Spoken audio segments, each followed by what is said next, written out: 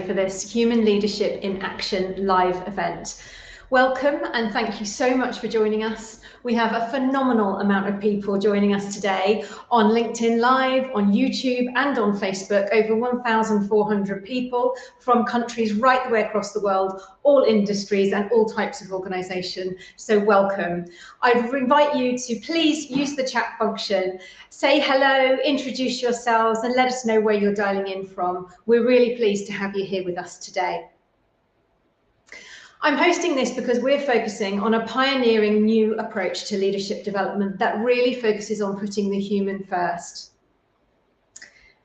It's designed to really think about helping everybody keep their human switched on. And leaders are the arms into organisations that work with and through others. So they're our best opportunity to really help us as humans really recognise what our differentiators are and use those to make sure that we really create workplaces where people come first and where people can thrive. Hopefully you'll be listening here today either as a leader for your own personal interest and experience and insights, or maybe you have a team and you could take some of this learning to how you operate with your team, even your department or your organisation. I hope that there's going to be lots of insights right the way across the spectrum for everybody today. We know why human leadership is so important right now. We know that technology is advancing at a rapid pace. We know that we need to know what our differentiators are as humans so that we can lead that advancement really positively. There's also lots of post-pandemic work shifts that have affected workforces right the way across the world in all markets and industries. Leaders have much higher levels of responsibility and accountability for the individuals that they lead in lots of different ways. We know that people are far more aware of their mental health than they ever have been previously, and that needs to be taken into account in terms of the needs of future generations and their expectations across a working environment, in any which way that environment is made up. There's also, there's huge shifts happening across generations. There's also huge generational uncertainty. There are different types of very polarized views, but there's also a lot of uncertainty in all types of organizations, not just economically, but also geopolitically as well. So we know that we're facing a really big difference in the workplace at the moment. But what does that really look like in action? And that's what we're here to explore today. And I have got a fantastic lineup of guests to come and share their personal insights and experiences with us. There's nothing more powerful than a human story. We know we can easily go and look up online what human leadership means. But when you hear it from someone who's actually experienced how to operate within the challenges that we face right now as a human leader, it so much more resonates and it helps us feel like we're all in this journey together. So I'm going to move over to the sofas now and introduce our first guest.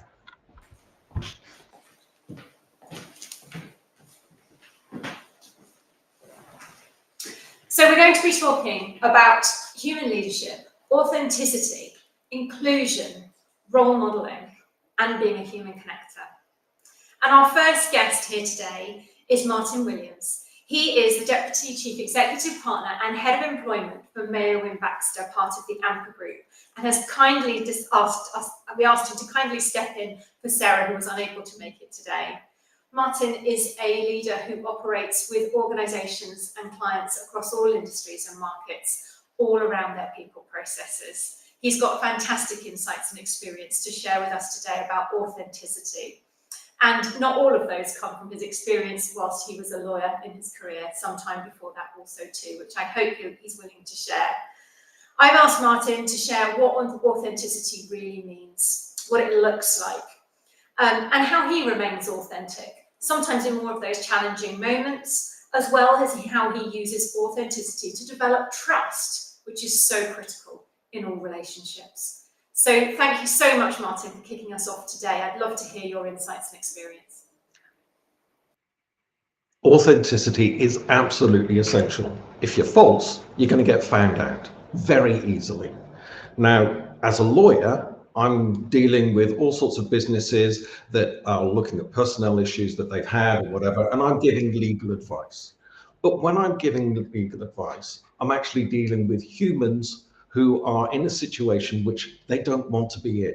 Either they're an HR advisor, and they having to sort something out which they didn't know about, or it will be a team leader or some sort of executive who has suddenly found that something that they have done has not worked out as they thought it would be because there's been a clash somewhere along the line. And that is where I've found that leaders have to be authentic, because if they're not, it's more likely that they're going to get into a situation which creates a problem for them.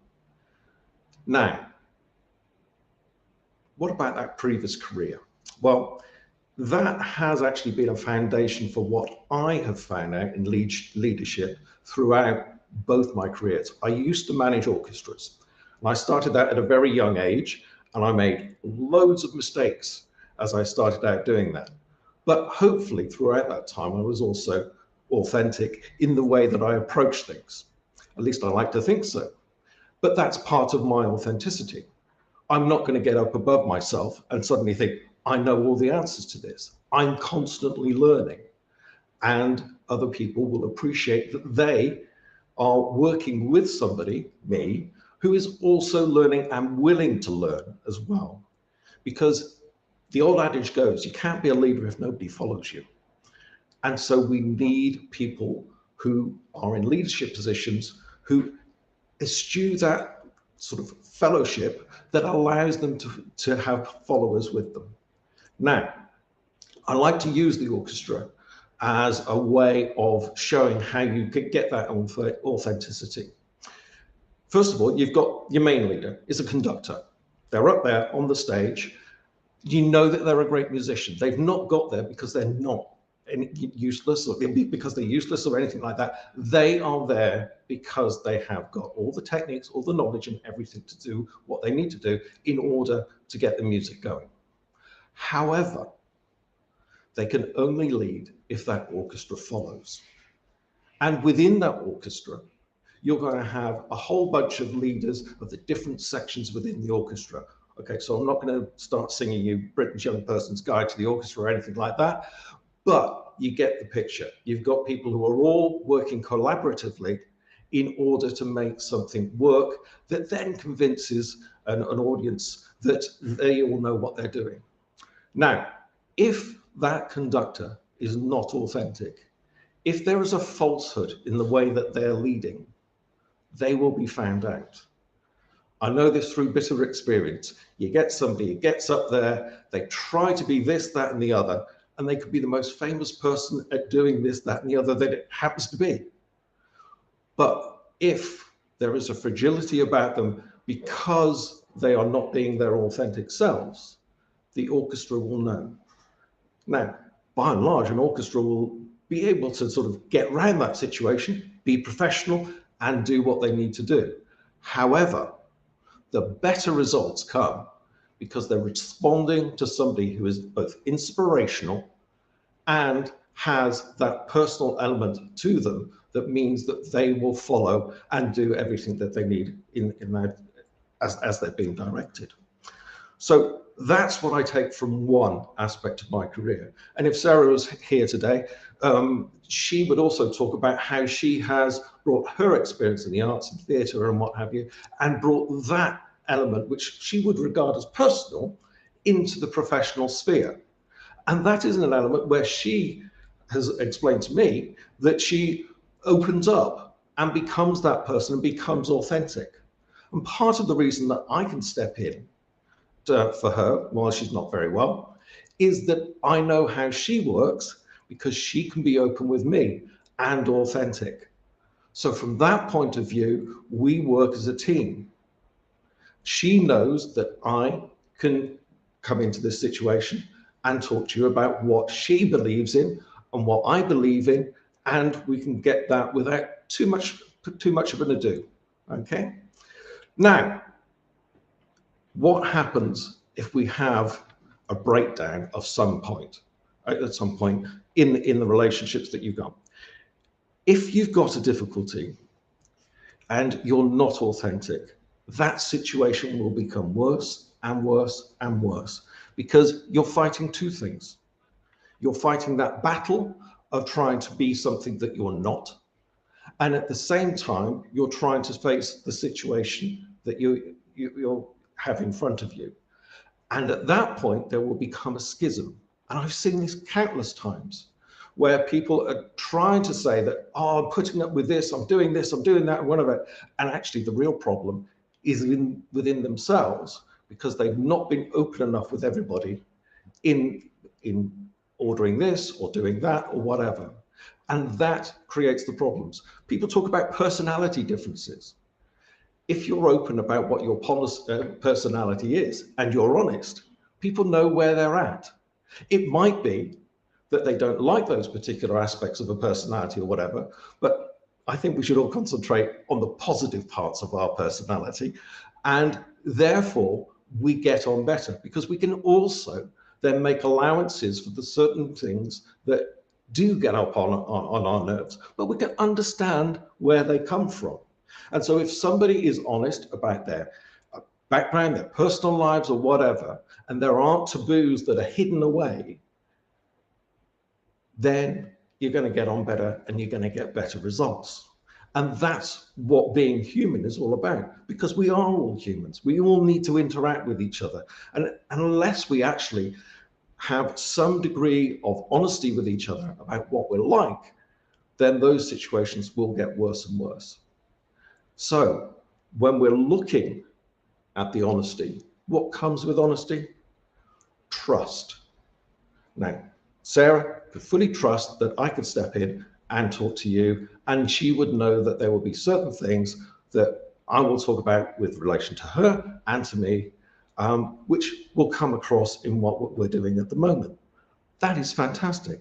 But that trust is born of honesty, and that's from being authentic. Now, what happens if we don't have the honesty? What if we don't have that sharing of views and sharing of experiences that allows us to know who we're working with? You get distrust. And that's where the problems come from. If you've got a leadership pattern which is not based on honesty, you're not going to get the results that you want from whatever experience you're doing, no matter all the different fields that you're involved in. You've got to have that authenticity and that trust built into it. Now, it doesn't mean to say that you have to be totally open about everything that's in your life. No way, no. That would be, you've got to have some borders. And that's part of the honesty and trust and openness as well, is to know that there are certain things that you have to do as a leader to protect yourself, to have those borders in place. You're not going to be able to work 100% pace at 100% of the time. It's just not going to happen. You've got to look after yourself. And that's being authentic and honest with yourself. And you're not going to be authentic and honest with everybody else until you can do it with yourself. So that's what you have to build upon to make sure that you can get up there, whether you are a conductor and you're going to be on the platform with an audience of 2,000 behind you, or whether you're in a team meeting where you're trying to get a project off the ground. You've got to have that declaration that you are who you are, and you're going to be able to see that project through. So just remember, if you want to be a conductor, be authentic. If you don't want to be a conductor, still be authentic, and make sure that you can get that trust through honesty. Thank you. Thank you, Martin. It was fantastic to hear some of your insights. Come and sit down. I think what really struck me, I guess, is the fact that, you know, we talk about kind of so positively, you know, how trust creates, how integrity and authenticity creates that trust. And exactly as you tapped in there is, you know, the minute you're not getting it, don't you? Yep. It leaks. People can't be, when people are fake, you can tell. And if you've got a leader who's not being genuine and authentic, you can just, as a human, we know that. And I think that's what we're tapping into here, is that human piece. So I think it's brilliant to be able to actually think about the opposite of that, because we know when it's not happening. Yeah, and and things will fall apart. Yes, literally. Well, and you've got, you know, in your role, I'm sure you've seen situations that probably could be traced back to trust and authenticity. And my role would be a lot easier if there was more of it, Yes. because I wouldn't be called upon to work and try and smooth out a situation that wouldn't otherwise have happened. Yeah, sure. Okay, well, thank you so much. We'll come to a Q&A session. We can delve into this a bit more in depth. But for now, we're going to move on to our next guest speaker, Jatin Patel. Jatin is the Inclusion and Diversity Director for England Rugby Union. He leads on the strategy and initiatives with a huge all-encompassing role that is way beyond simply the union employee and people team, but actually right the way out to the whole fan base too. So really, Jatin is looking at initiatives that impact a whole huge general population. He brings expertise from the field of social and racial equality. He's run communication campaigns that are all around public and organisational policies. And I've asked Jatin today to talk about inclusion. So moving on from thinking about authenticity as ourselves as leaders, really thinking about other people and being really curious how we can create inclusion and what that looks like. So I've asked Jatin to talk about what does inclusion look like when it's done really well? But also, how do leaders give people a voice? We hear that, we should be giving everyone a voice in our team, but what does that really look like? That's not always the easiest thing to do under particular pressures. And taking that one step further as well is how do we take inclusive behaviours and practices and all these initiatives to really create belonging? And with Jatin's broad remit, I'm fascinated to hear what he's got to say. So Jatin, over to you. I'd love to hear your insights. Thanks, Alex, and thank you for having me here today. Firstly, let me just start by saying inclusion starts at the very top of every organisation. Being an inclusive leader is definitely in the gift of everyone. It's not just about those at the top of the hierarchy. There are lots of acronyms in this space, ED&I, D&I. But for me, it's about inclusion and then diversity. Why? Because if we don't have inclusive cultures, behaviours, processes and systems, then it doesn't matter how far and wide you seek diversity. Once they're in your organisation, they won't stick around for very long if those cultures, process systems and behaviours aren't strong.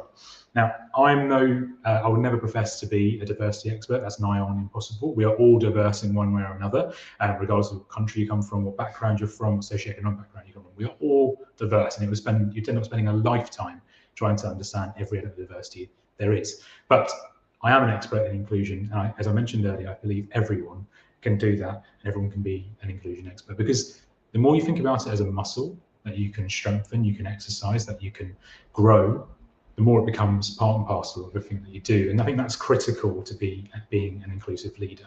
It's not about all the education programs, as important as they are, and I know there's a lot of them, be it unconscious bias, be it active bystander, whatever it might be. There's a lot of products out there that teach you about things around kind of what is certain areas of diversity, what does the law tell you about it. Being inclusive is all about the actions that you take. And that could be in the way you make decisions. Who are you bringing into those rooms when thinking about a big decision you need to make? Think about little decisions you need to make, from changing your office environment all the way through to this big policy changes that you need to make at the top of an organisation. What voices are you looking for? What voices are you seeking? How are you bringing them into the room to hear from them, to help sculpt your own thinking? I think that's critical. It could be about the way you chair your meetings. Are you ensuring that every voice in that room around you is being heard? And actually, if there are people in that room who don't like raising their voice, that aren't the ones who always put their hands up, don't always put them on the spot. You can seek their insight outside of them, but make sure they're feeling valued and make sure that voice is coming through as part of that meeting and part of the decisions that you're making ultimately afterwards. And also it comes down to the systems and processes that you have within an organisation. As Alex said, I don't necessarily work directly out of our people team, but I have in previous roles. The joy I have in being able to work across an organisation is that I get to go to every single department and help them think about how they can be more inclusive in the way they do things. I often say to our coaching development team that actually in rugby, funny enough, coaches are already very, very inclusive. There are 15 players on a rugby pitch. They all play very different positions. They're all different sizes and shapes. So by nature, in trying to be successful, they have to be inclusive by getting those 15 very different, distinct individuals working together with the ultimate aim of being successful. So it's critical to make sure you're thinking in that way and you're looking at it in our day-to-day. Now, I mentioned earlier that inclusivity fosters diversity, and I talked briefly about systems and processes, but you have to go really deep into them and don't just focus on the data. That's just top line. Behind every data point, there is a person and a personal story. So if you're just monitoring the impact that you think you're making by looking at the diversity numbers as they go up and down, you're probably missing out on the experience of the individuals that you have around you, and you're probably missing a lot of behaviours. So if you're sitting there wondering, well, actually diversity is increasing, but we're seeing a pretty bad retention rate and people are leaving left, right and centre, the answer to that question is probably around inclusion and the impact that's having on cultures. So you really, really need to think about it as an enabler of diversity, but also an enabler of organisational wide cultures and behaviours. And finally, I would say that inclusion should be looked upon as an enabler, because being inclusive is ultimately winning.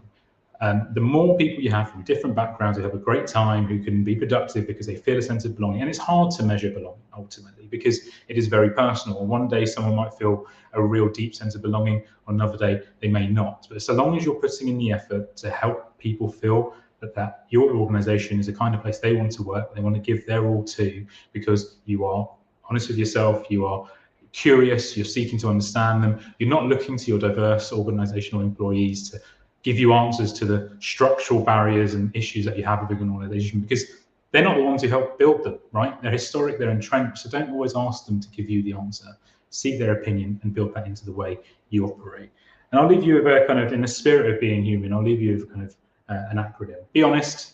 If you have a gap in understanding about something, go and seek the answers. And like I said earlier, don't just seek them from those who are underrepresented or marginalised in the community. Seek them for yourself, but ask questions and ask them in the right way. 9 times out of 10, someone from an underrepresented group, when asked a question about their diversity, will take that as a badge of pride and honour, and will be happy to give you an answer to that question. But don't assume anything, but also do some of your own work in trying to seek better understanding, which leads me on to understanding itself, because it goes beyond just talking to those who are underrepresented in your organisation. Be motivated, right? These things don't have a start, middle and end. Being inclusive is not a one-off program. It's something that needs to be everlasting. And the more you do it, as I mentioned right at the beginning, the more you strengthen your muscle, the more it becomes part and parcel of everything you do. Martin talks a lot about being authentic, and that's the A. You have to be authentic, and you demonstrate that through your leadership in every which way that Martin described. The more inclusion you're going to foster within your organisation. And finally, don't stop, right? There's no answers to this. It's very distinct depending on what part of the world you live in, what city you live in within the UK. It's always going to be different where you are. There's no one size fits all. Face the person in front of you, treat them like a human being, be honest with yourself, and inclusion will be the result. Thank you so much, Jatin, and please do feel free to come and join us over here on the sofas. I love that thinking about it as a muscle, and it's that focus on having almost like that growth mindset around the fact that we are always continuously learning. I think that just is threaded throughout kind of any approach, all the aspects of human leadership. So I love that piece, but also thinking almost like about the beautiful uniqueness of human beings. We're all completely unique, you know, our experience and how we're shaped throughout our whole childhood to kind of 17, when our brains kind of stop growing, is completely unique for every single person on this planet. And so thinking about people in terms of their uniqueness is something that actually can universally bring us together and help us feel really connected. And I love that thinking about it in that way. So thank you so much. If anyone's got any questions for Jatin and Martin, get thinking about them and pop those questions into the comments feed on any of our live channels that you're watching us through, whether it be YouTube, LinkedIn or Facebook, or if you're joining us through the backstage link to our Zoom backstage show. Please do pop in your insights, your comments and your thoughts. It's lovely to have everyone here with us. And so moving on now to our next guest. Carleen is the CEO of Cloud9 Insight. They are a Microsoft Gold partner. She has led the implementation of CRM cloud-based systems across over 700 UK businesses. I've known Carleen for some time. She set up her first business at 17 years old, and she is a fantastic role model, particularly in my eyes for women in tech, but so much more than that. And so who better to ask than Carleen to come along and share her learning and insights with us around her focus and her passion for people first in organisations. She really lives and breathes this, and she's very happy to be openly transparent about it. She's often sharing her learning with the broad audience and public that she has. And she really focuses on that balance between wellbeing and performance in the initiatives that she has launched and supported in her own organisation as well as others. So I've asked her to come along today and talk to us about what it means to be a role model as a human leader. When does that really matter most? When does it matter most to people to see a role model? And what is it like to be a role model as a woman in tech? That's quite an interesting insight into the role that she plays, and particularly at a CEO level. But also, how does she use that role modeling to really demonstrate integrity, which is so critical in the role of a CEO? So I'm really pleased to say that we've got Carleen here today to share some of those insights with us. So thank you. Over to you, Carleen. Thank you, Alex. It's fantastic to be here amongst you all.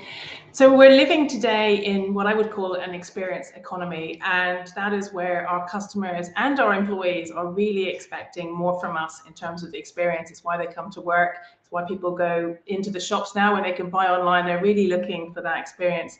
And what I wanted to share today with you was my experience of my journey with my business and why I do and implement some of the strategies that I have around employee well-being.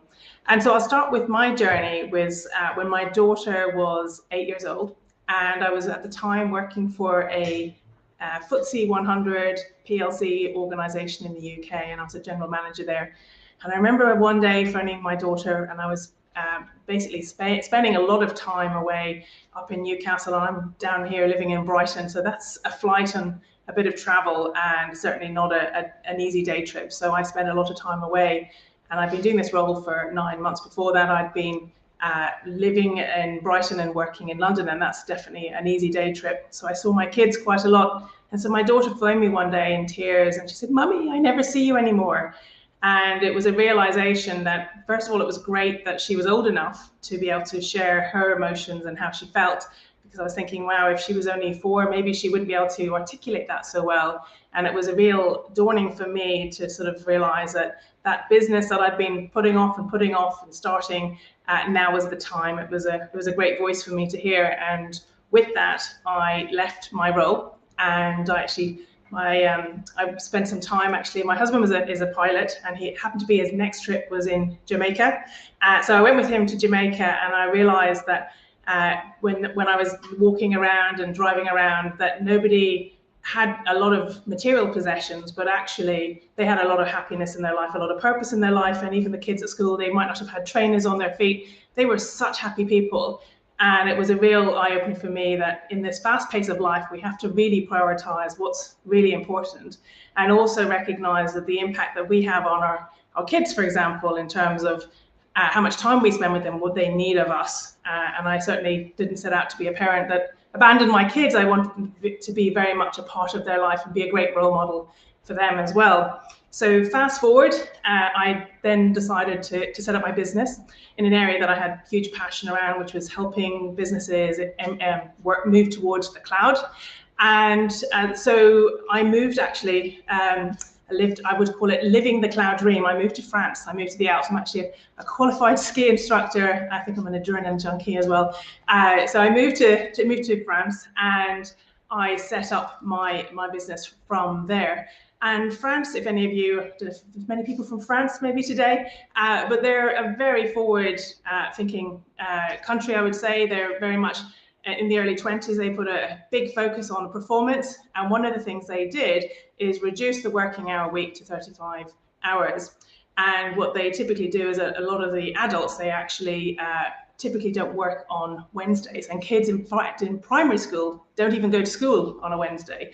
And this has a fantastic sort of emphasis on making sure that the parents are very much a part of the children's life more, and they get very involved, certainly on the Wednesday when they're their day off, to sort of help them with their extracurricular activities and be very much involved in their life. And the whole idea behind this initiative of the 4-day week came about because of thinking about people's performance and thinking about the importance of having personal time with your family, friends, hobbies, and making sure that you had time for yourself. And actually, that's one of the things that I've taken into my own business. I did it after 4 years. I actually moved back to Brighton, where I'd been living before, and I'm an early adopter, you could say, of a version of the 4-day week, which is the 9-day fortnight. And we did that since last year, and it's working so well for our team, and actually I would confess for me too. And it's been fantastic for us to sort of be able to sort of make sure that the team have time for their learning. They're saying that people are going to have more careers now, that have time for themselves, and that's been really helpful for my team to sort of really prioritize what's important for them, because in my view there's no such thing as work-life balance. It's work life, and so the more you can do to make sure that you have meaning and purpose around your day-to-day role, that if you're somebody who's ambitious to learn, that you have the opportunity to do that, and that can be very fulfilling. And particularly the younger generations coming into the workforce now, they're wanting to be more aligned with the purpose of the business. And so for me, I became a lot more conscious of, well, what is the purpose of what we do? And for me, it's about developing talent, and really trying to sort of make sure that people feel a part of a wider family to grow and develop. Because at the end of the day, if you're working with customers and you're not motivated and you haven't got the best skills, then you won't be able to actually do your role well. You need to be sort of ahead of it. Certainly in technology, it's such a fast place to work. You need to be ahead of your game. And so I think when you're working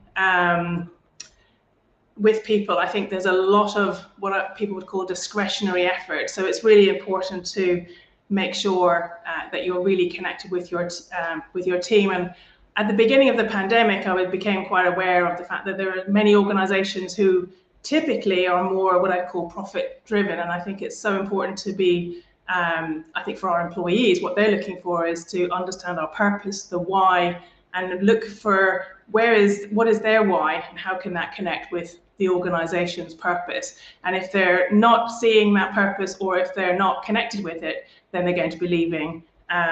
So that's really important. But another thing I wanted to share with you is one of my sort of learnings as being a leader a number of years ago is I was actually doing an improvised comedy course. And one of the things that we were asked to do in this, imagine a room full of people, and this might be a fun experiment to do, is that we were asked to take on different sort of personas of characters, but also energies. And so at one moment, one of the energies that we were asked to adopt was fear. And what was really interesting for me was when this happened, bearing in mind most of these people were probably actually strangers, apart from the fact that I saw them every week for my improvised comedy course. And I thought to myself, wow, these people don't like me. And I then started to reflect. I said, Karen, don't be ridiculous. They are demonstrating an emotion of fear. And I thought, wow, I wonder how often in my role, in my job, I experience fear, because maybe I'm doing something for the first time, or I'm fearful of the outcome, or fearful of something. And people might then think that I don't like them. So I then started to become very conscious of my energy and what was in my mind. And I realized that what's quite important as a leader is that even though maybe on your way to work, you might have had somebody have road rage towards you, or they might have even bashed your car or scratched your car, or whatever might be going on in your personal life. What's really important is that you show up being really conscious of your energy, and is it fear that you have? Because people misinterpret that. And what's really important is that in your mind that you're very conscious of, are you listening to the voice of what I would call the saboteur, the voice that holds you back, that gives you the fear that maybe you might fail? Or are you listening to the voice that I definitely turn the dial up to, in my view, 95%. I turn the saboteur voice down to 5%. It's always there, and I think it serves us well because it sort of probably keeps us safe. But turn up that coaching voice and make sure that the coaching voice for me is one that says, well, you haven't done it yet, but how difficult can it be? And let's do it together. So I would encourage you to sort of, when you're working with your team, you can definitely get a lot more from the performance of your team if you're working with them in a coaching capacity, supporting them in sort of understanding that maybe that this isn't something they've done before, but they're going to learn from it, and creating a culture where learning is a priority over succeeding necessarily first time. And I guess in some companies that's going to be easier. Maybe if you're in a legal firm, you probably want to get it right first. But certainly in our tech space, there's a lot of innovation, and we need to get things we need to innovate and be creative. So encouraging a culture where you're sort of exploring and making the most of new things is certainly very important. But what I wanted to end with is I think that I feel that in running the business for my team and also for myself, actually the reality of what the outcome is of running my business and in the day-to-day role that I do, it's very much a mirror reflection of what's in my mind. So just trying to be very conscious of, am I waking up and entering the office with an energy of excitement or fear? Am I commanding a sort of a team from a place of positivity or resentment? So it's really important that you're being very aware of the voice in your head and how that impacts your emotions. And a lot of that might be driven by assumptions that you have. So try to sort of be open-minded and understand that the needs of your team are for you at a very often seeing you as almost like an extended family member. So it's super important to be yourself and to enjoy what you do. Thank you, Carleen. Come and join us on the sofa. It's another really insightful conversation, and I'm sitting there, my brain is buzzing so much. I can't wait to get into the Q&A discussion around this. But I think what you've really tapped into there for me around role modelling is the fact that there are things that hold us back from being a role model. That fear of being judged when you're out there trying to demonstrate and show integrity in what you're doing can hold us back. And exactly that, sometimes we need to have that support, whether it's from our network, whether it's from our friends and colleagues, or whether it's the voice in our head that says, yeah, maybe I haven't done it yet. I love that. But actually, I can try, we can do something a bit different, we can fail, and we can learn from that too.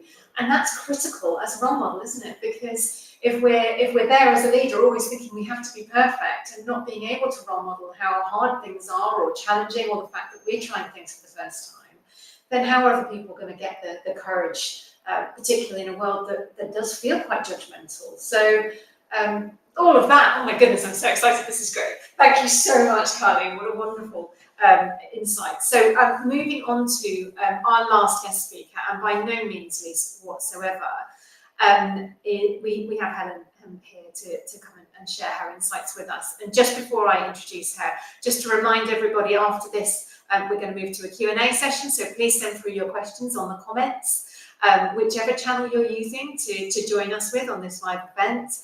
We also do have the Zoom backstage room open, and we're going to be opening that up for conversation after the live event finishes. So I'm sure one of my team is putting the link for the Zoom into the chat for our other live event attendees, so that you can join on another screen or another device, completely separate, but you can actually join in afterwards and have a further conversation with us after the Q&A too.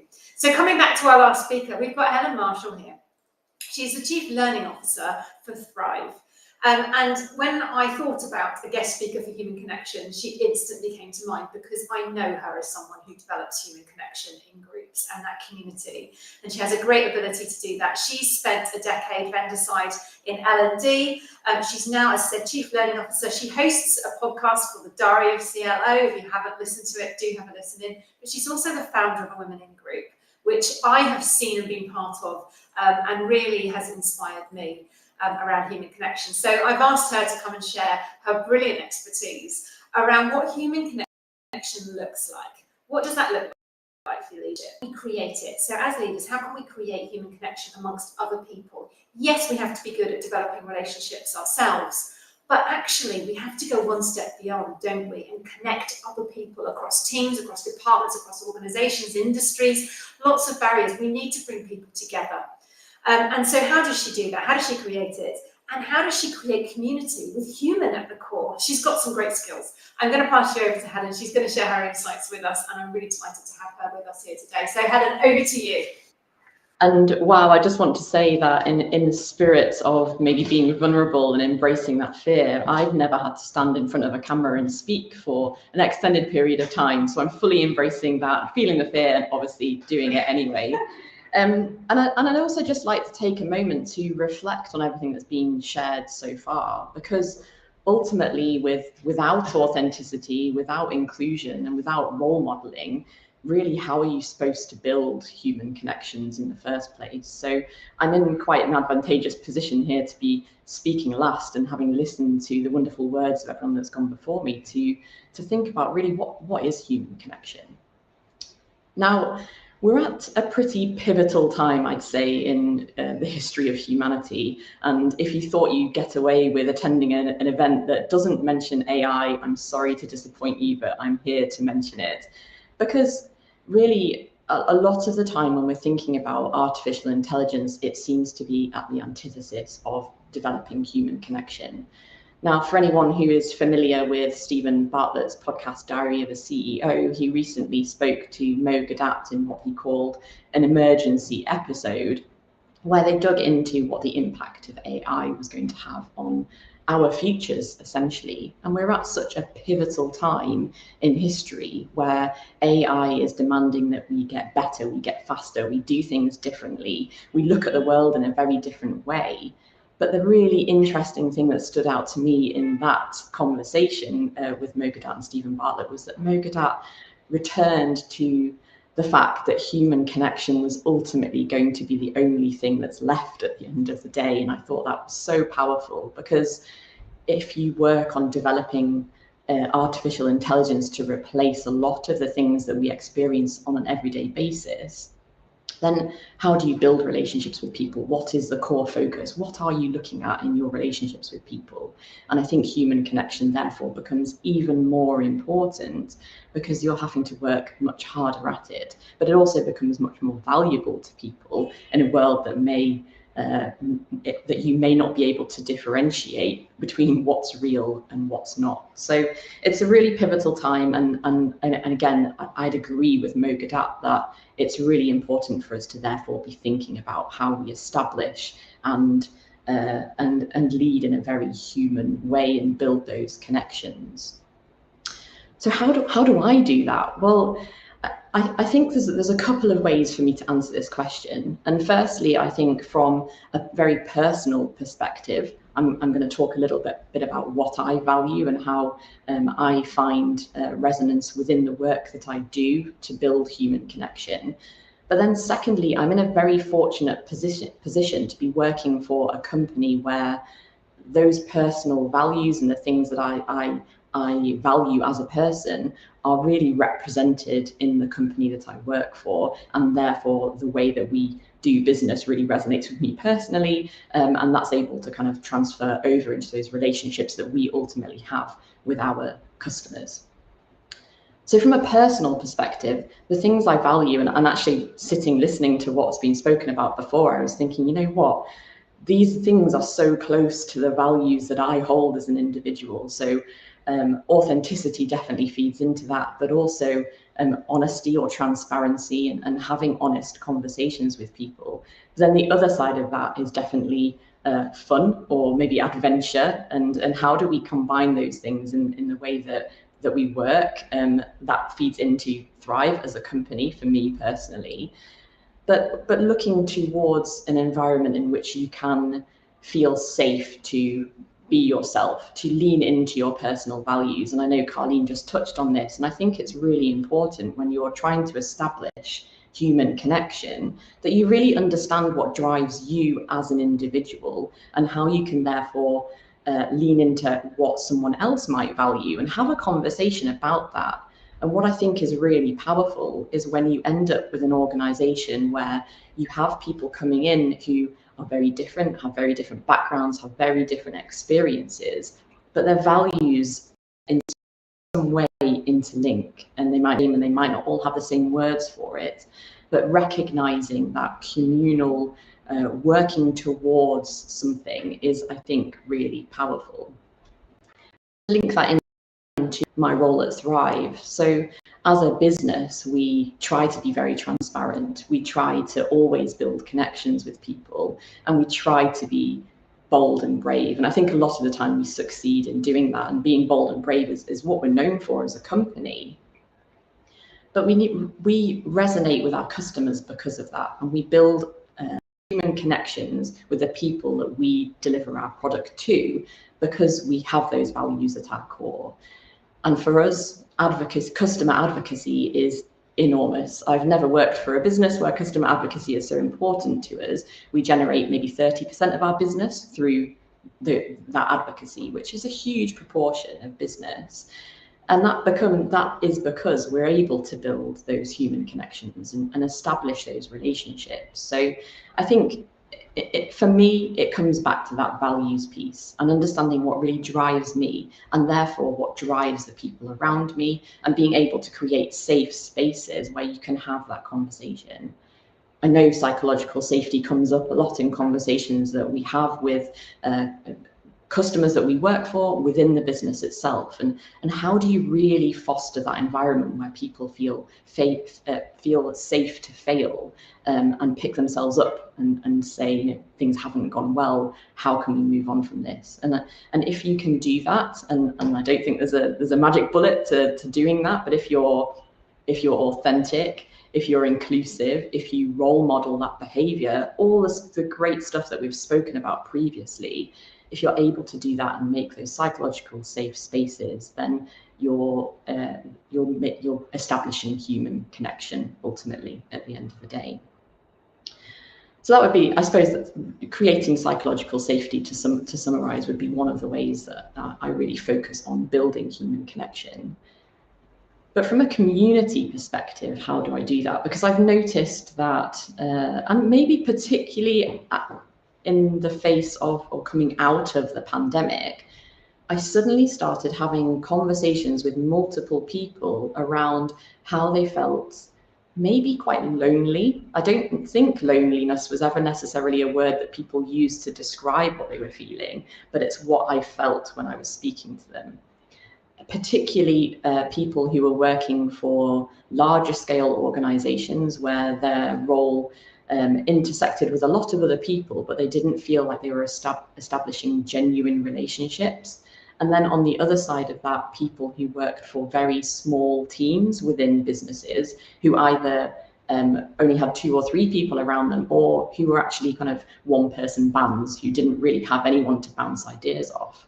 And these people were all telling me the same thing. So despite the difference in organizations, and despite the differences in their own personal situations, their differences in roles and titles, they were all telling me the same thing. And that's that they lacked the ability to connect with other people, to bounce ideas off each other, to really get to the core of a problem that they had, and were able to think about, well, what is best practice in this situation? How do I approach it? And it sparked an idea in my mind that actually there was something missing, particularly from the L&D, learning and development community that I'm speaking about here, that someone needed to do something about it. And I suppose, being the person that I am, I kind of sat back a little bit and thought, well, I want to create something that's going to be perfect, that I'm going to be able to pitch to people and say, this is really why you want to come and do this and build connection here. And so I sat on the idea for a little bit. I continued to have those conversations about, yes, we need more connection. Yes, we need to build those relationships. But the idea of what it could look like or what it could be was still kind of, I suppose, fermenting in my mind. And then one day I just thought, what am I waiting for? It doesn't need to be perfect. It doesn't need to be exactly what it's going to end up as. I just need to do something about it, and we need to create something where people can start to build those connections. So I think at Christmas time last year, I set up a WhatsApp group and put a message out on LinkedIn and said, I'm setting up this group called Women In. I would love it if you joined. It's a place to share ideas, to create a safe space for women, particularly in learning and development, but the reach is extending far beyond that into, and hopefully will continue to, into HR and any other sectors or industries that people feel like they want to be part of a community where we're talking about learning more broadly. And so what happened was, I suppose, kind of magical, that people just suddenly said, yes, I want to be part of that. I want to talk to people. I want to build that connection. And obviously, that happened because of those conversations. It was all genuine feelings that people had, and they wanted to be there to be part of the community. So we had a huge uptake in numbers. I think we quickly got to maybe 100 or 200 within a month of women that were joining the group. And ever since then, it's kind of snowballed a little bit. We're sitting around the 300 mark now, which is great. But actually, there's two things that I think are important here with setting up a community, and that is creating the space. So having that space to have genuine and open conversations where people can connect with each other. That's the WhatsApp group.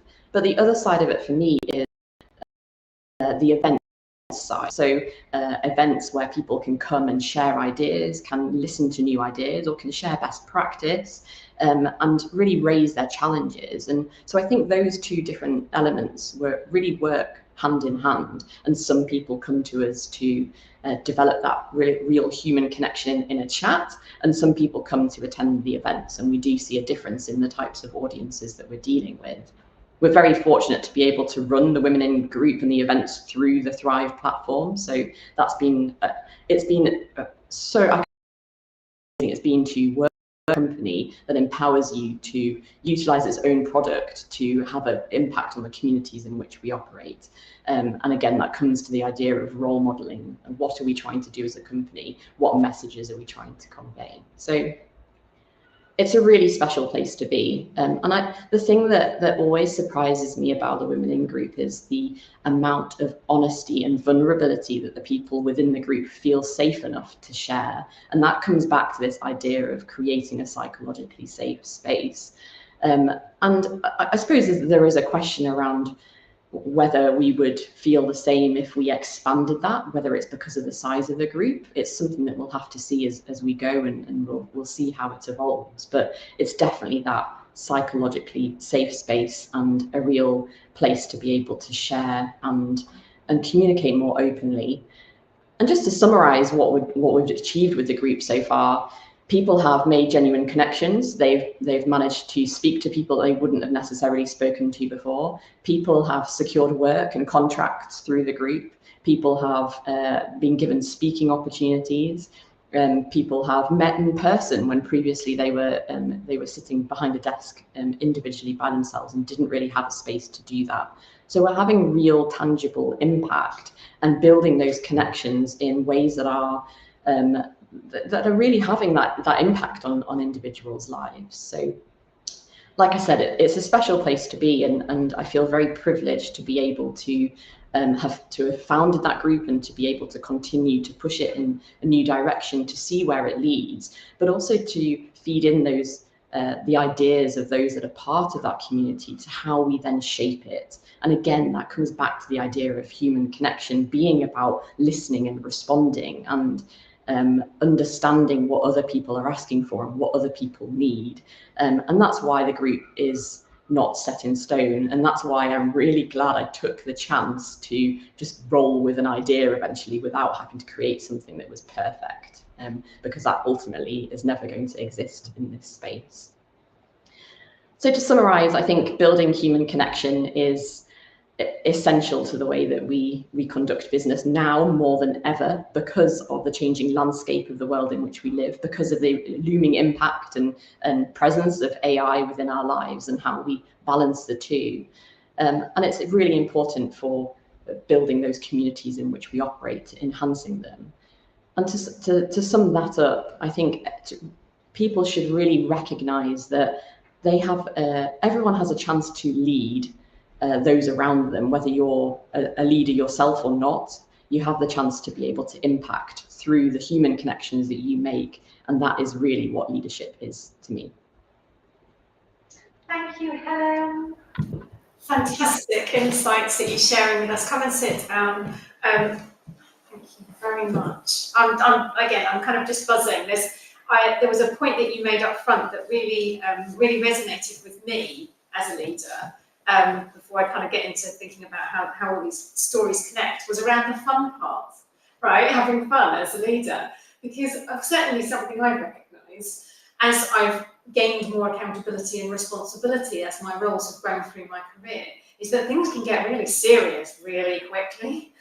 And the fun part that has always been brought in by my team, my leadership team, the people that I work with on a daily basis, it just breaks that kind of like seriousness. Sometimes you just need a laugh. You need to be able to go, ooh, yeah, and breathe, because it can be so intense as a leader. And I think, again, just recognizing that as humans, we do have fun, and we can be really lighthearted, and we can be positive, and we can have that energy, even in very tricky, challenging times. And I just wanted to bring that up because it is something that is so important, whether you're a new leader or whether you've been a leader for many years.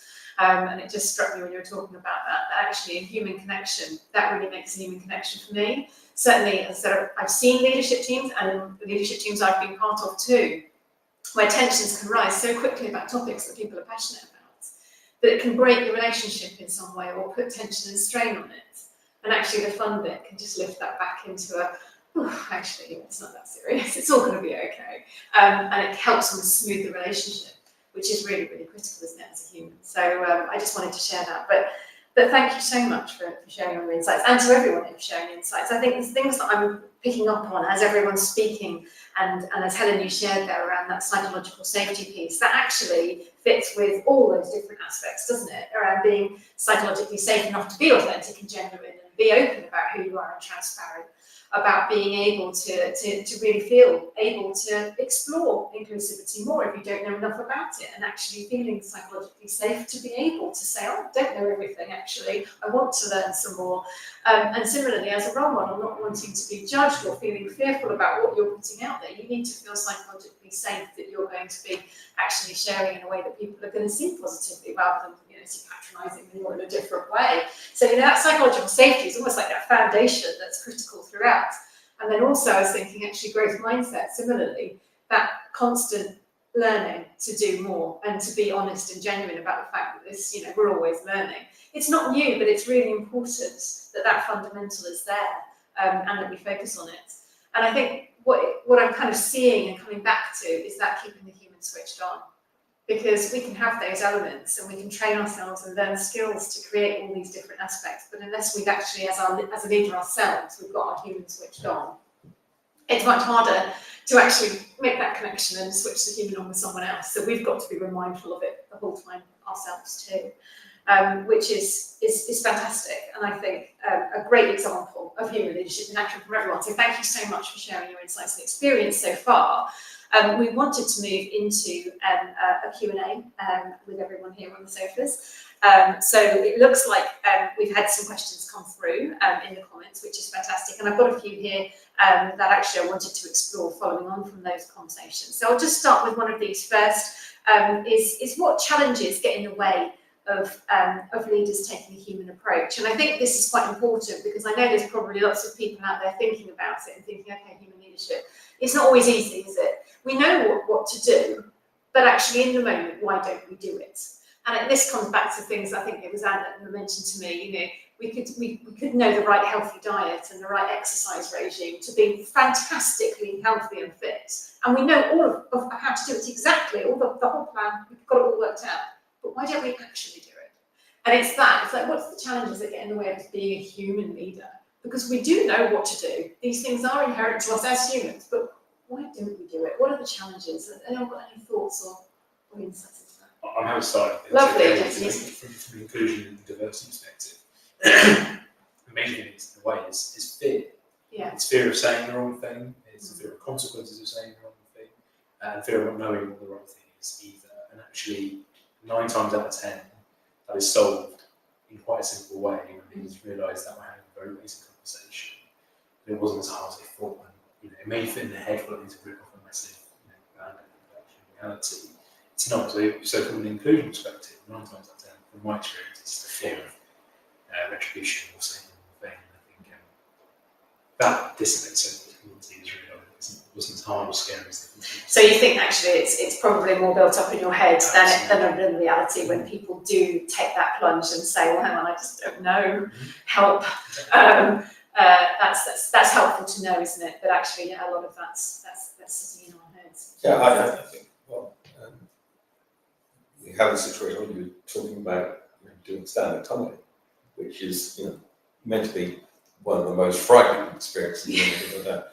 But also, it is a positive thing to go through something like that, where you're on stage and you're putting yourself in a vulnerable position. Because actually, if you can explore those vulnerabilities in a different sphere, you then know how to manage those doubts and fears that you may have in your professional situation. And taking yourselves out and putting yourself in such a situation can be so beneficial, because it's almost safe to do it in that context. And turn back to the arts thing, and exploring psychological issues through arts, through role playing, things like that, is so important to finding out where your boundaries are and knowing where your weak points are. And you said about the 5%. You've got to have that grounding, but you've also got to make sure that that's not the dominant voice. So yes, it gives you a bit of grounding, but you can say, okay, well, I've been in a situation that does this, this, and this, and this, and therefore I know where I'm going on this path. That comes through experience, but it comes through having the right experiences as well. And I think it's really important to sort of test yourself in vulnerable situations, but in a safe space, so that you can then come back and actually exercise that in something that you might think is more crucial to your role as a leader. It's really skill building, isn't it? Yes. And I found similar when I've made myself vulnerable in the situations. If I've been transparent about it, actually I'll get feedback from people afterwards who say, you were worried about that and you so shouldn't have needed to be, because actually it was fine. And that's really helpful too, isn't it? Sometimes if you're sharing your vulnerabilities about things, people understand your behaviour slightly better, don't they? So, did you want to add in? Yeah, I think there's a real difficulty for people who want to lead in a very human way within an organisation, but don't feel like that's generally the way things are done within their business. So, and I think we're probably going to end up touching on this later in what we speak about, but understanding who they are within the business and how you can make connections with them and start talking about that as a business. This is how we run, this is what we do, this is how we lead. I feel is really important. So there's a personal element that we just touched on there in terms of what you might be afraid of as an individual, and how you can overcome that, and what you need to do in order to try and start the ball rolling there. But what's happening elsewhere? Who else is feeling the same? How can you then build the connections with those people to help drive the direction of the organisation as a whole? Because and I'm thinking specifically around those huge enterprise organisations who have 60,000, 80,000 staff. How do you do that for the business as a whole? It must be very challenging.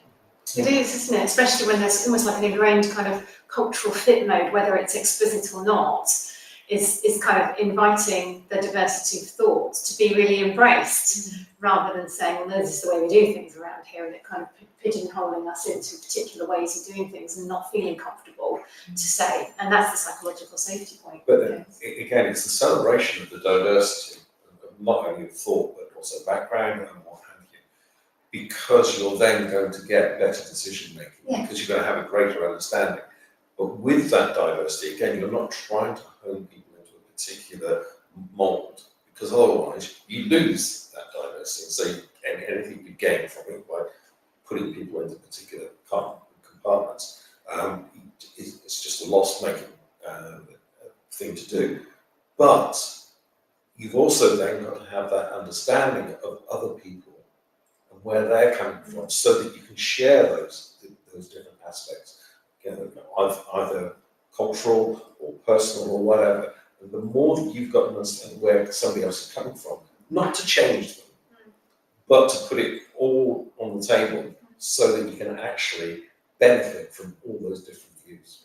And being positively curious. Yeah. Because I think sometimes you can tell whether someone's being positively curious or not. You can tell just in an intonation or pace or tone of voice whether someone's asking a question for a reason, or whether it's an open question. And I think, again, that's our human nuance of being able to tap into that non-verbal cue of like, oh, hang on, where's that question come from? Versus, oh, wow, what a great question, I'm so pleased someone asked me that. And I think it's that really, it's a very, very sharp thing that sometimes you can't necessarily describe, or you can't put your finger on it, but you know where someone's intentions come from, and having that opportunity to open it up positively. So we're going in great guns around the place. I'm just keen to ask Mike for any good questions we've had come through from the comments. Mike, have you got a good question for us? Yeah, Kirsty's asked, do you think remote or hybrid working limits authenticity? Ah, great question. Do you think remote or hybrid working limits authenticity? It can do. Yeah. As within any sphere of doing things, whether it's personal or whatever, you bring yourself to it. It can be that a lot of people will hide behind that distance and not put their full self forward.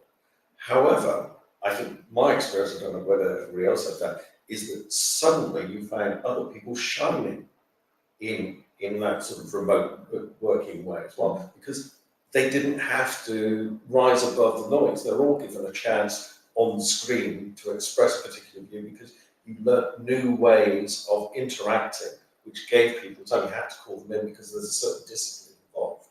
So I think it can for some, but not for others. And it's a matter of working out where those hindrances are so that you can overcome them. Yeah, I think there's an element of having to perform though, isn't there, in front of a camera? And for some people that might be quite natural. For others, it's the worst nightmare. And I still haven't worked out how to sort of switch off that camera that's staring at you, thinking, "Oh my goodness, I forgot my hair, or I need to do this, or whatever." So it can be quite distracting, and I think it's hard to be. There's so many things to focus on, and for some people, even just using technology is actually a challenge. I saw my what was then 6-year-old being homeschooled with his teachers. It's like probably their worst nightmare of just trying to conduct not just the kids remotely, but also the parents who are having to make sure their kids sat still for an hour in front of this wonderful camera. So and knowing that they were being judged, and I think that you can translate that into the working environment where we're all feeling that we're being judged, whether it's on what is my background, how does my makeup look, and you're always just in the spotlight, and that's quite a challenging thing for some people, and we probably need to make allowances for that. And I think that's the challenge of the camera, because people, that is a new thing. There will be people who are less and less fearful of what the camera does. You only have to look around the amount of people that are staring at their phones and talking, and it's becoming a natural thing. But for others, it won't be. And I think that is part of the openness and honesty that we need, is finding out who's having difficulty with that, to make sure that there's a way to include them as well. So every platform, every format has a particular issue with it somewhere. But it's about trying to find that authentic self in the way that you're working with that. And so you get the best out of people, depending on how you're actually functioning in your communications. It's also a challenge to sort of have those small chit-chat banter. That's a little bit of being authentic, not just the work agenda, but how is your day? You can feel that in people's energy, and that's really hard to pick up remotely. Yeah, and yet some people will find that difficult in a sort of a stand-up meeting, networking type situation as well. And yet they might feel very much more comfortable sat in their own chair in a small group of people where they can see everybody, 6 people on the screen, and that works for them. That's also, I suppose let's also not forget that when COVID made us all move remotely and work from home, suddenly we were seeing inside people's homes, that we were seeing their life, we were seeing their children, we were seeing their pets, and that became a much more authentic experience to me. Personally, I had worked remotely before the pandemic, and it was a very different experience when everyone else suddenly came online. What I feel like we're starting to lack now is that we're almost going back to that kind of blurred backgrounds, don't let the kids in. Like, people are maybe feeling a little bit more able to do that, but we're almost shifting back again towards something that is more polished, that people have to be a bit more performative. And I've noticed that too. It's kind of, it went quite far one way. It's almost like there's a movement back again, isn't there? And as Martin said as well, about the people learning and getting more used to things.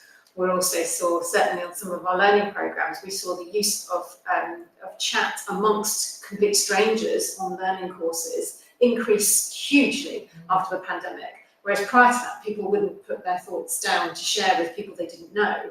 And now that's become a lot more of a common thing. So, people, it is that, it's kind of that learning in that stage. And I wonder what's going to happen next. We know we're on the brink of continuous technological advancements that's going to move us forward. And I'm now, as I'm sure you are, Colin and others, but I'm now learning from my 12 and 13-year-olds and trying to look and see what's the next thing that's coming. And I think we can learn so much, can't we, from staying open-minded and curious, particularly with other generations around how they're experiencing. Yeah, and just maybe not necessarily about authenticity, but there's such a huge cultural, psychological shift post-lockdown.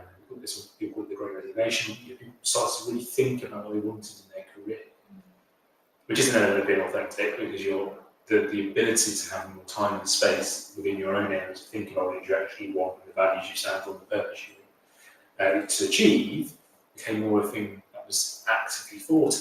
And organisations lent into that. They started saying, well, yeah, actually, we can now stretch out the way we recruit. We can look into completely different places. They don't need to live in London if the office is in London. And that movement was, I think, incredibly opening and creating incredible amounts of accessibility for people who never thought they could work for a big city organisation because they couldn't afford potentially to live anywhere near there, but something that they could. So we've got to be really careful about what the next step is, because it feels like the conversation is always about equally one or the other. And everyone's seeking that question, seeking the answer to that question.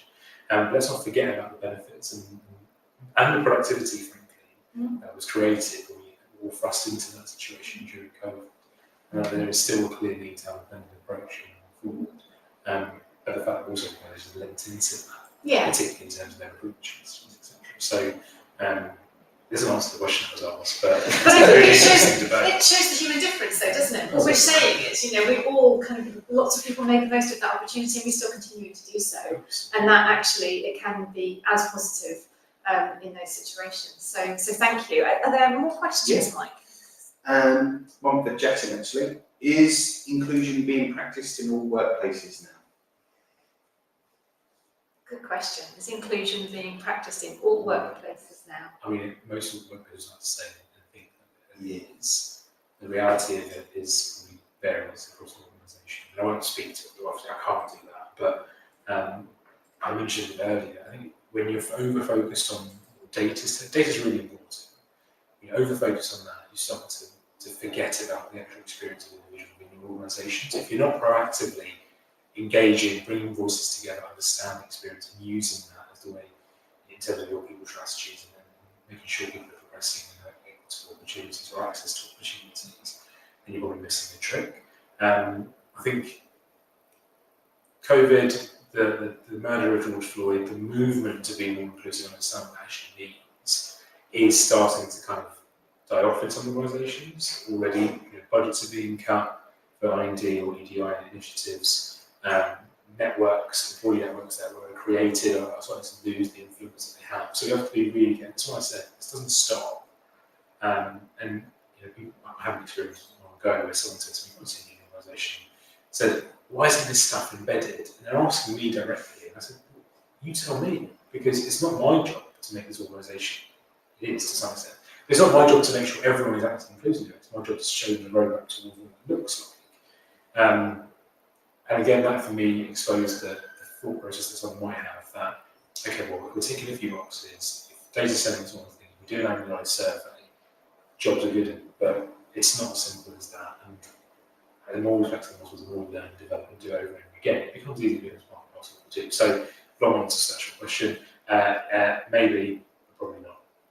I mean, you touched on something really interesting, I think, around matching data with human connection. So bringing it back to the individual. And I know within the LED space, there's a huge push for back up the data. You need more data. Historically, we've not been great at doing that, or there's been pockets of people who have. But the other side of that is always bring it back to the end user, and how do those two correlate, and those stories are the important ones that you need to tell. So I think it's a really if I may, just on that point, what I love about this conversation today is the focus has been on inclusion. because unfortunately diversity seems to be recognised often, and unfortunately it goes in cycles. So the murder of George Floyd, the Me Too movement, there's always emphasis placed on racial equality, gender equality, and a lot of money, a lot of PR, a lot of very public ambitions set around it now. They go around in circles, unfortunately. And it's not as if misogyny and sexism is new. It's not as if racial inequality is new. These things are going on since time began. And so the focus on inclusion is that, I'd like to think, it's less about what is the hot topic of the day, and more about what it is about you as leaders and people within an organisation and how you interact with each other, connect as human beings, and how that ultimately will look in time to reverse those structural, historic inequalities are deeply entrenched. And yes. I love that.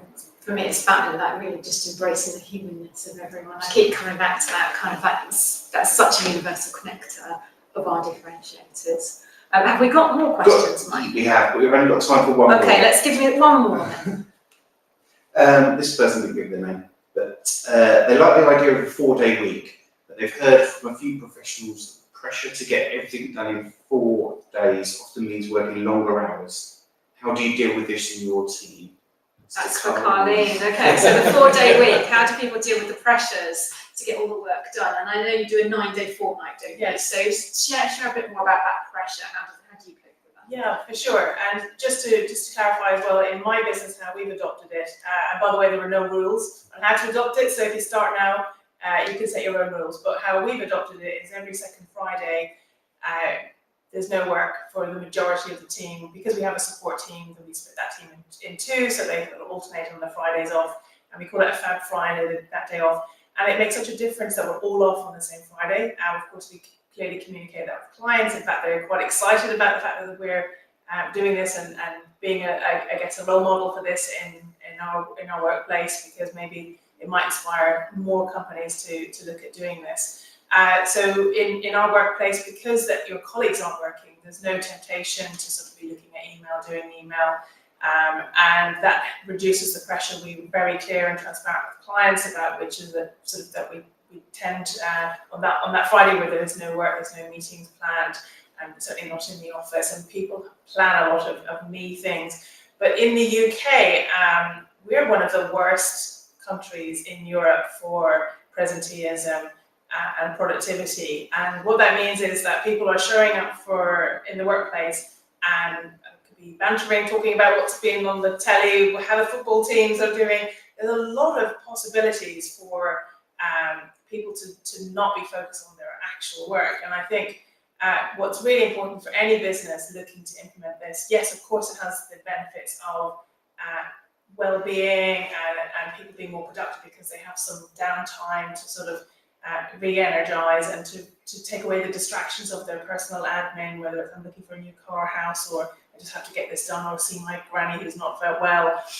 So that's great, but I do think that for a lot of people, they're really a lot more focused on actually, I need to get something done. And I think for business implementing it, productivity has to be the #1 goal, because if you're not giving people the tools, the ideas for how they can be more productive, then actually you're going to lose the benefit and value. And our business has grown a lot during the period since we implemented it. So it's been fantastic for our business and every other business actually that I know that's done it. I actually don't know of any business that's trialed it and not continued with it. Well, I think the backlash might be there as well, but we've certainly, what we've done is we've put it in place as a benefit, a discretionary benefit, that if it's not working, we'll take it away, because I think maybe like a lot of benefits, if you have it in place and people feel entitled to it, then maybe that benefit for the business is also lost. So I would recommend, if you're doing it, pilot it. You might need to tweak it. In our business, we've actually reduced people's hours. We haven't increased it, so it's now 35 and a half hour a week on average. But I would say that I think the workforce today demand a lot more flexibility in how and when and where they do their work. And if you're not in a position to be able to offer that, then maybe you're missing out on some of the best talent. Absolutely. And also, you know, not one size doesn't fit all either, as you said. You know, there's different options, aren't there? Some people can take different routes towards flexibility in different ways. And I know lots of businesses are playing around with what are the different options at the moment. Go for it. If you're even thinking about it, pilot it. Even in one department. It's fantastic. Thank you. And that, I think that's all we have time for in terms of questions on here, because actually we've been talking non-stop. And I've absolutely loved having all our guests here today. So thank you so much for joining me. We are going to close up on the live just shortly. We will keep the Zoom link open, and we'll be sharing that in the chat if anyone wants to hang out with us and our more informal chat afterwards. But I do just want to say, you know, we're really proud of the Human Leadership online course that we released in 2021. It's already been used by people in 155 countries across the world, which we're incredibly proud of, and the link to that is also going in the chat. So if anyone's curious about finding out more about that online course, please do have a look. And I'm more excited actually. We're releasing our first dates for some open human leadership programs. We've been running our facilitated programs now for quite some time, but we're opening that up for leaders to gain experience learning from a group of other leaders across all different types of organisations. And so again, we'll be sharing the links and information on that if you're interested, that people can sign up on an individual basis, any type of leader, whether it's a personal leadership perspective or someone who leads large teams and departments. So again, we'll be sharing lots of information about human leadership from our perspective, from the conversation today and event summaries. So please do get in touch and let us know your thoughts and insights too. We'd love to have further conversations with you about how we can help you or your team or your organisation.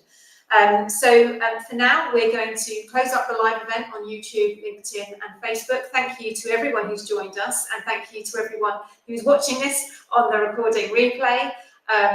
Really pleased to have so many people signed up. I hope you've enjoyed the conversation as much as gained insight from it.